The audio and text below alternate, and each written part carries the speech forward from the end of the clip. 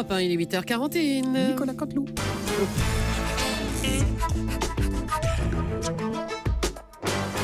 C'est presque de l'info, c'est la revue de presque de Nicolas Canteloup. Et ce matin, c'est notre ami Stéphane Bern qui est avec nous. Bonjour Stéphane. Oui, bonjour, quel bonheur de vous retrouver. Tout le monde est là. Éric Soto, Éric Joubert, Éric Cabrol.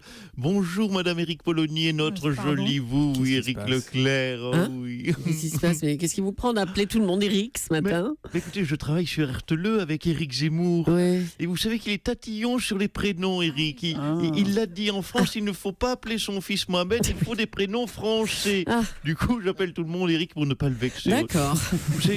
C'est dur de le croiser tous les jours. Mais que voulez-vous, on ne peut pas aimer tout le monde dans son immeuble. Allez, Éric Leclerc, lancez-moi pour les titres. Eh bien, on vous écoute pour les titres, cher Éric Bern. Rire et tension. Oui, c'est bien comme ton titre, hein, Rire et tension. Rire et tension. Sinon, j'avais aussi swatting. Swatting. Comme les fausses alertes s'appellent le swatting, ça fait ainsi swatting, c'est comme vous préférez. Oui, bah, si vous voulez. Le client est roi, comme vous voulez. Bon, bref, ce week-end, donc, le chenapan Dylan a été à l'origine du déclenchement, Raphaël en parlait, de l'alerte antiterroriste à Paris. Bon, petit message à ceux qui ont fait ça. Un canular, c'est la base, ça doit être drôle, hein.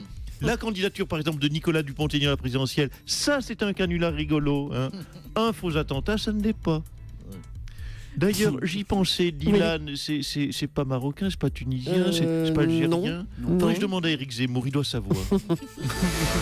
Allez, sanction exemplaire. Le jeune canaillou, donc Dylan, a donc été arrêté. C'est sûr qu'il faut réprimer ce genre de canular au plus vite, sinon la suite, ça va être quoi, hein? Ça va être créer un mouvement de panique en mai prochain en faisant croire à tout le monde que François Hollande est réélu, hein? Ça va être la course à l'échalote. Bon, bref. Vanne courte. Allez, François Hollande a été élu homme d'État de l'année. Oui. Pas de tulle, hein, du monde entier. Du monde entier, oui, pas de tulle. Hollande, meilleur homme politique du monde. Non, mais comme quoi, c'est vrai que les vannes les plus courtes sont les meilleures. Par contre, si jamais c'est vrai, Natacha, si Hollande est vraiment le meilleur au monde, on est vraiment désolé pour tous les autres pays du monde. Incroyable mais vrai, François Hollande a donc reçu le prix de l'homme d'État de l'année. Mais quelque part, quel formidable espoir, Thomas, pour nous tous. Natacha peut désormais recevoir le prix de la journaliste la mieux coiffée au monde. Thomas, celui du journaliste avec la montre de luxe la plus élégante. Lolo Cabrol serait nommé meilleur éleveur prévisionniste au monde. On peut tous rêver grâce à François. Eh ben, merci de nous faire rêver, Stéphane, et à bientôt. Merci. Dylan, l'adolescent de 16 ans qui a donc déclenché une véritable panique et l'intervention de la police dans le quartier des Halles à Paris, a donc été interpellé hier pour sa fausse alerte. Bonjour, Manuel Valls. Bonjour, je le dis sur votre antenne, oui, c'est grave, ce genre de canular. Ce n'est pas drôle et pourtant, Dieu sait si j'apprécie l'humour. Mais là, je dis non, on ne peut pas faire croire à des attentats pour rien. On ne peut pas mobiliser les forces de l'ordre sans raison. On ne peut pas faire bosser Grand Corps Malade et Johnny Hallyday sur une chanson d'hommage aux victimes pour que dalle. Oui, je bon, le dis d'accord. haut et fort, ici, sur votre antenne républicaine. Bon, d'accord, mais au moins, il n'y a pas eu de victime. C'est un soulagement, en quelque sorte. Et ça, c'est vous qui le dites, Éric Leclerc. Je vous laisse responsable de vos propos. Il y a des victimes. Je pense aux fabricants de petites bougies, je pense aux fleuristes, pense aux journalistes. Laissez-moi terminer. Aux journalistes de BFM Télé. BFM Télé qui a engagé des frais, qui a passé des commandes, qui a payé des heures supplémentaires. Tout ça sans raison. Oui, il va falloir lui apprendre la vie, je le dis solennellement, à ce petit con. Bon, d'accord, mais enfin, ça vaut toujours mieux qu'un attentat réel, avouez-le. Bien sûr, mais quitte à être con à ce point, autant se faire exploser. Après tout, un djihadiste, une fois qu'il a sauté, il ne peut plus récidiver. Oui, alors qu'un con, nous le savons tous autour de ce studio, il peut faire des conneries à l'infini. Et je ne citerai personne. C'est pas faux, merci. Merci Manuel Valls. François Hollande s'est envolé pour New York avec Ségolène Royal. Le président va rencontrer entre autres Leonardo DiCaprio pour parler climat et écologie. Et on est en ligne avec Ségolène Royal. Vous nous entendez? Bonjour. Oui. Oui. Ouais. Yes. Ouais. Oh. Do you m'entendez? Oui, on vous écoute parfaitement. Oui, pardon, excusez-moi, la liaison était mauvaise. Écoutez, je pense que, bonjour à tous, je pense que François a des choses, vous savez, bien plus importantes à faire à New York et aux Nations Unies que de parler écologie avec un comédien, même de renom. François est quand même le meilleur homme d'État. Homme politique au monde, donc ce n'est pas lui d'aller causer campagnol et fleurs des champs avec un troubadour. Je pense que c'est plus un rôle, pardonnez-moi de le dire, à confier à la ministre de l'écologie. Ah bah tiens, ce serait donc à vous de rencontrer Leonardo DiCaprio. Oui, écoutez, pourquoi? Oui, bien sûr. Vous savez, à la guerre comme à la guerre, s'il faut se sacrifier, passer du temps avec un comédien, j'irai, je vais y aller. Vous savez, le hasard du protocole est ainsi fait. En tout cas, je me tiens prête, je le dis, à le rencontrer s'il le souhaite. J'ai ici tout ce qui peut me permettre, d'ailleurs, de préparer une entrevue enrichissante.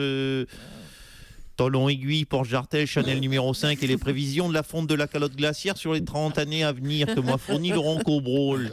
En tout cas, si nous nous voyons avec Monsieur DiCaprio, c'est vrai que j'aurais du mal à contenir l'augmentation de la température en dessous des 2 degrés. Oh là là, bah thank you Madame Royal, et belle rencontre merci. avec Leonardo. Merci, cher Eric. Autre chose, des cadres du FN proposent de parrainer Jean-Luc Mélenchon pour la présidentielle à venir.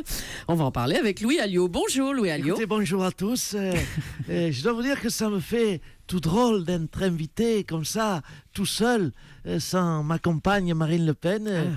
Je dois dire que je suis terriblement fier. Merci de cette invitation qui est quelque part une reconnaissance. Écoutez, je vous en prie. Alors, le FN est prêt à aider Jean-Luc Mélenchon à le parrainer pour qu'il puisse se présenter à la présidentielle? Tout à fait, Mme Julie. C'est même la grandeur de la démocratie de laisser s'exprimer chacun, je le crois. Vous connaissez cette citation apocryphe de Voltaire.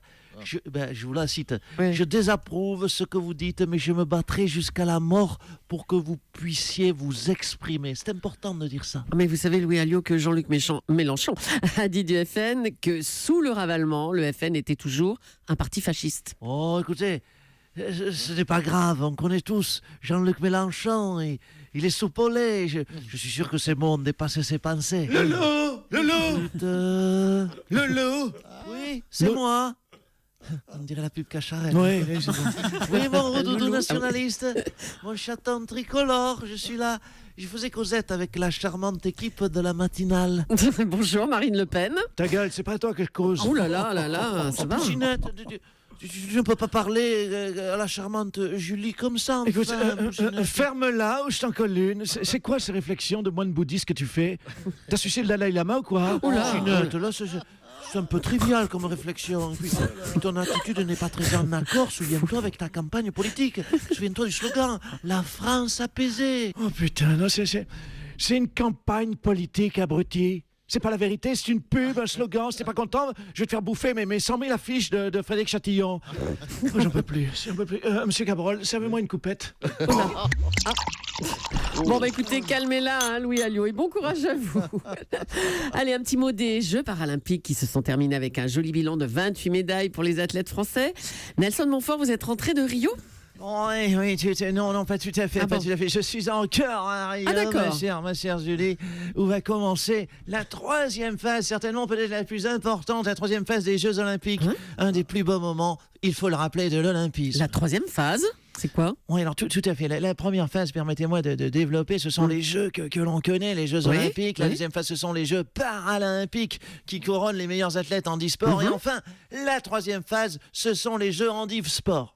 Handiv Sport? Oui, endive du nom du légume, puisque ces jeux couronnent les athlètes, les meilleurs athlètes en état végétatif. Oh non, arrêtez là, c'est horrible, franchement. Non, écoutez, écoutez, ce n'est pas horrible, c'est très magnifique à voir. Oh non. Comme par exemple cette première épreuve qui débute dans quelques instants, c'est le 100 mètres dans le coma. Je vous décris la scène, les 6 participants sont dans le coma allongés sur leur lit à roulettes. Oh Ils là sont là. poussés sur la piste d'athlétisme par des valides, bien sûr. Attention. Oui, c'est parti avec un très bon départ du lit de l'athlète jamaïcain dans le coma au couloir numéro 4. Ah non, bah écoutez, ça ne nous intéresse pas. Non, merci Nelson. Oh, C'est écoute, bon. c'est fort dommage, c'est pas bien de critiquer les endives sport. On embrasse et on félicite tous nos athlètes endives. Oh là là là là, mais c'est... Nicolas Canteloup et la revue de presse qui ne respecte décidément rien, mais c'est le même sort pour tout le monde. Hein. On retrouvera demain à 8h40 sur Europe 1. À demain, mon cher Nicolas.